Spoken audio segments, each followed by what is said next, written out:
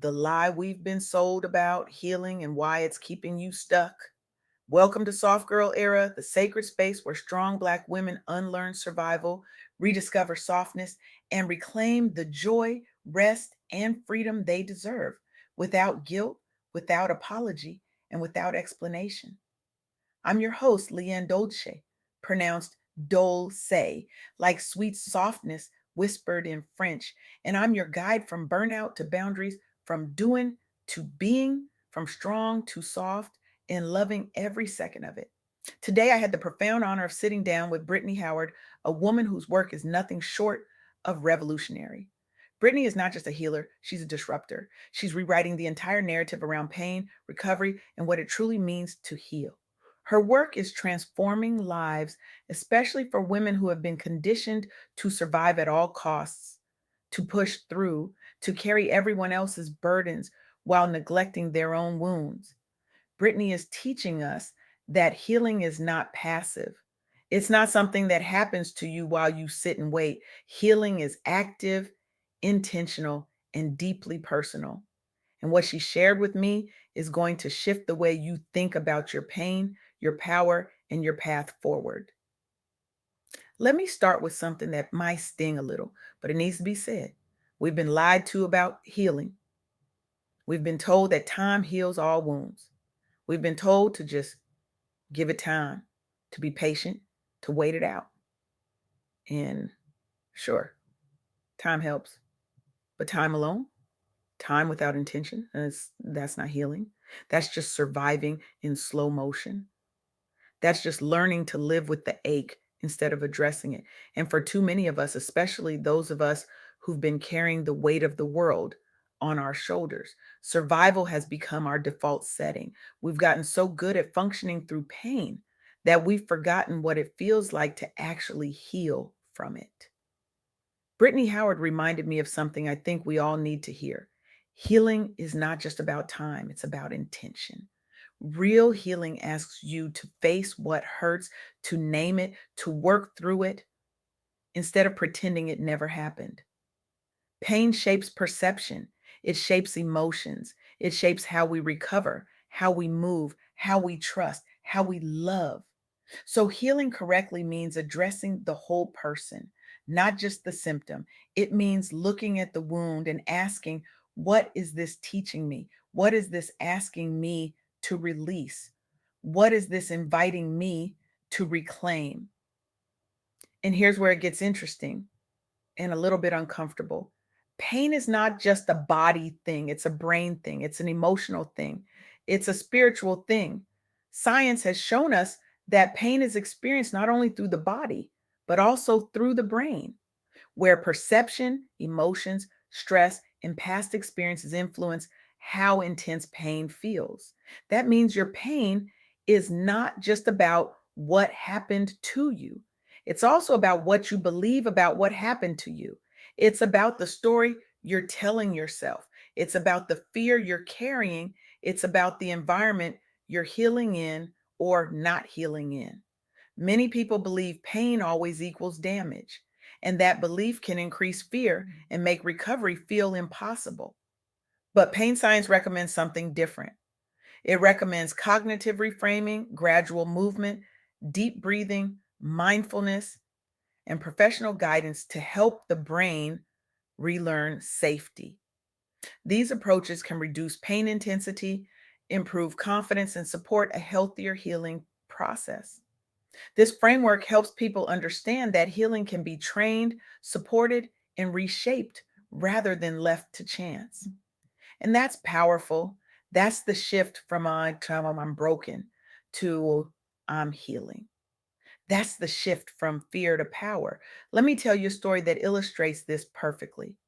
There was a woman who had been living with chronic pain for years. She had tried everything: physical therapy, medications, rest, but nothing seemed to work. And the more the pain persisted, the more she believed something was fundamentally wrong with her body. She believed she was damaged. She believed she was broken. And that belief became a prison. It kept her from moving, from trusting her body, from believing she could ever feel whole again. But then she encountered pain science. She learned that pain is not always a direct signal of damage. She learned that her brain, shaped by years of fear and stress, had become hypersensitive. It was sending alarm signals even when there was no real danger. And once she understood that, everything changed. She started reframing her pain. She started moving gently. She started breathing deeply. She started challenging the story she had been telling herself. And slowly, her pain began to decrease, not because her body suddenly healed, but because her brain learned to feel safe again. That's the power of cognitive reframing. That's the power of understanding that healing is not just about fixing the body, it's about addressing the whole person, the mind, the emotions, the spirit. It's about changing the story you tell yourself. And that's what Brittany Howard is teaching us. That's what this soft girl era is all about. Brittany Howard shared with me that one of the most important things we can do is change the story we tell ourselves. You can move from pain to power by changing the story you tell yourself. Reframing "I'm broken" into "I'm healing" is a practical shift that can reduce fear, support resilience, and help you take ownership of your next chapter. And I know that sounds simple, but it's not easy because we've been conditioned to wear our pain like a badge. We've been conditioned to say, "I'm strong because I survived." And yes, you are strong, but you don't have to stay in survival mode to prove it. You can be strong and soft. You can be healed and still healing. You can be powerful and still need support. Bishop T.D. Jakes said something that stopped me in my tracks. He said that true power is not avoiding pain, but deciding how to respond to it, including sitting with it, breathing into it, and moving it through the body. The core struggle is the instinct to avoid pain, which can block emotional processing and delay healing. But when we choose presence, breath work, movement, and allow emotion to be expressed rather than suppressed, the result is a more grounded healing process that treats pain as something to process and release instead of hide. Now, let me share another story that brings this to life. There was a woman who had experienced deep trauma. She had lost someone she loved. She had been betrayed. She had been hurt in ways that words could barely capture. And her instinct was to shut down, to avoid the pain, to keep herself busy so she wouldn't have to feel it. But the pain didn't go away.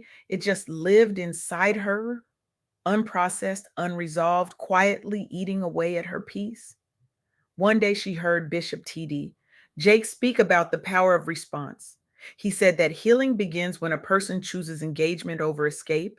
And something in her shifted. She realized that she had been running from her pain for years. She realized that she had been trying to outwork it, outthink it, outpray it, but she had never actually sat with it. She had never actually allowed herself to feel it, to breathe into it, to move it through her body. So she started doing something different. She started sitting with her pain. She started breathing deeply when the grief came.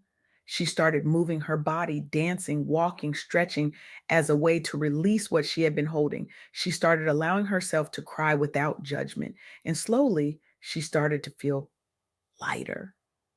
Not because the pain disappeared, but because she stopped running from it. She stopped hiding from it. She started processing it. She started releasing it. And that's when the real healing began.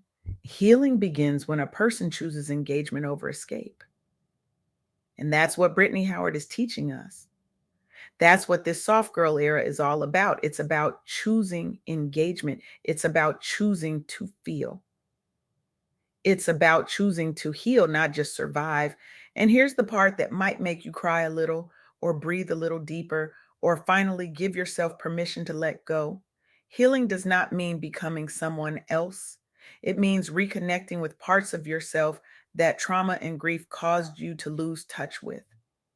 Trauma and grief can make people feel emotionally disconnected, fearful, or unlike themselves. But the healing process involves reconnecting with identity, emotions, and inner wholeness rather than chasing perfection or emotional numbness. People can become less afraid and more emotionally integrated as healing deepens. Healing is restoration, not replacement. Let me share one more story. There was a woman who had spent years trying to become someone new. She thought that if she could just be better, stronger, more perfect, then she would finally be healed. She thought that healing meant erasing the parts of herself that had been wounded. She thought that healing meant becoming someone who had never been hurt at all. But one day she came across a message that changed everything. Yeah, it said healing does not mean becoming someone else. It means reconnecting with parts of yourself that trauma and grief caused you to lose touch with. And she realized that she had been chasing the wrong thing. She realized that healing was not about becoming someone new. It was about becoming herself again. It was about reconnecting with the joy she had lost. It was about reconnecting with the softness she had buried. It was about reconnecting with the peace she had forgotten. And so she stopped trying to be perfect. She stopped trying to erase her wounds. She started honoring them. She started thanking them for what they had taught her. She started reconnecting with the parts of herself that trauma had tried to take. And that's when she finally felt whole. Not because she had become someone new, but because she had become herself again. That idea can be especially meaningful for those of us who need permission to rebuild ourselves without shame. And I want to give you that permission right now. You don't have to be perfect to be healed. You don't have to erase your wounds to be whole. You don't have to become someone new to be powerful. You just have to reconnect with yourself. You just have to honor your journey. You just have to choose healing over hiding. So let's talk about what correct healing actually looks like. Because it's not passive, it's not waiting, it's not hoping. Correct healing is active, not passive. Small steps like mindful breathing, gradual movement, positive connection, and professional support can help retrain the nervous system and rebuild confidence over time. And I know some of you are thinking, I don't have time for that. I don't have the energy for that. I don't have the resources for that. But here's the truth: you don't have time not to heal. You don't have the energy to keep carrying what's killing you. You don't have the resources to keep pouring from an empty cup. Brittany Howard reminded me that healing is not a luxury. It's a necessity. And it doesn't have to be big. It doesn't have to be perfect. It just has to be intentional. It can be 5 minutes of deep breathing before you start your day. It can be a walk around the block. It can be a conversation with a friend who actually listens. It can be therapy. It can be prayer. It can be journaling. It can be saying no to one thing that drains you and yes to one thing that fills you. It can be choosing to rest without explanation. It can be choosing to feel without apology. It can be choosing to heal without guilt. And I want to be clear about something. Healing is not linear. It's not a straight line from pain to power. It's messy. It's slow. It's 2 steps forward and 1 step back. It's crying in the car. It's laughing at yourself.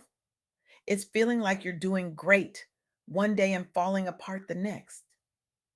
And that's okay. That's not failure. That's healing. That's what it looks like to be human. That's what it looks like to be soft in a world that taught you survival. So here's what I want you to do: not tomorrow, not next week, right now. I want you to pause and identify one area of pain you have been avoiding. Just one, not 10, not everything, just one. And then I want you to choose one healing action this week: journaling, breathing, prayer, therapy, movement, a supportive conversation, just one. And then I want you to replace one negative self story with a more truthful one, such as, I am healing and I am not stuck here. And then I want you to treat healing as a process, not a performance, because you're not performing for anyone, you're healing for yourself. I want you to feel seen. I want you to feel encouraged. I want you to feel grounded. I want you to feel hopeful. I want you to feel empowered to heal with intention because you deserve that. You deserve to heal correctly. You deserve to move from pain to power. You deserve to reclaim your life. Brittany Howard is doing the work of helping people understand that healing is not something that happens to you. It's something you do. It's something you choose. It's something you practice. And it's something you deserve. And I'm so grateful for the conversation we had because it reminded me that healing is not about becoming someone new. It's about becoming yourself again. It's about reconnecting with the parts of you that trauma tried to take. It's about reclaiming your joy, your peace, your softness, your power. So if you're listening to this and you're tired, I see you. If you're listening to this and you're hurting, I see you. If you're listening to this and you're scared, I see you. And I want you to know that healing is possible. It's not easy, but it's possible. And it starts with intention. It starts with choosing to face what hurts instead of running from it. It starts with changing the story you tell yourself. It starts with taking one small step toward the life you deserve. You don't have to carry the cape anymore. You don't have to be strong all the time.